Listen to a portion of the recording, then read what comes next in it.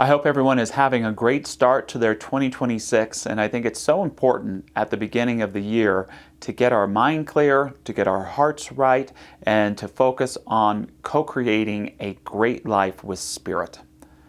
There's a story that the great Robert Fulghum tells about being in Japan on New Year's Day, and he gets to visit a temple.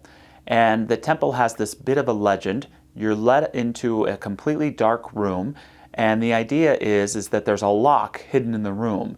And if you could discover this lock, it has the symbolism of unlocking anything that's blocked in your life so that good can come forward. And Fulghum tells the story of almost comedically moving through the room with his wife who's hanging on to his back shirt, searching for this lock and not being able to find it. And when he's done with the tour, he realizes there's probably some greater metaphor to the experience. And so he talks to the priest there, who says to him, Perhaps you were not looking in the correct way for the right thing. This is a rite of passage. You see, the corridor itself is the lock, representing a year of life. To unlock it means to have made the journey through the darkness with courage to the light. Happy New Year. I like this idea that often the locks that we are looking for aren't anything going on in the exterior around us, but things that we must discover and unlock within us to bring our best forward. Maybe the key to your greater happiness this year is by unlocking that resistance to being happy within you. Maybe the lock that tells you that you aren't worthy or lovable is something that needs to be opened so the most lovable and wonderful part of you can come forward. Sometimes the lock can be the key itself. And so my invitation to you today is to take some time to look at not what needs to be fixed outside of you, but what you might need to address within you. Am I willing to live to a greater degree? Am I willing to be happier?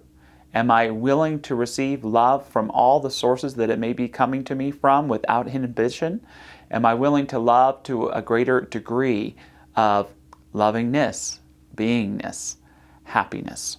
Something else that Robert Fulghum says, he says, to look this way is to see. To see is to have vision. To have vision is to understand. To understand is to know. To know is to become. To become is to live fully. To live fully is to matter. And to matter is to become light. And to become light is to be loved. And to be loved is to burn. And to burn is to exist. Off and on. So again, I just invite us to consider that any obstacles facing us in our lives, although they may have an outward appearance, we can take a moment to see if there's any part of ourselves that's keeping ourselves from our greater good. So join me for a moment, if you don't mind, in closing your eyes. And just taking a moment to scan our body and to scan any sense of soul that we have.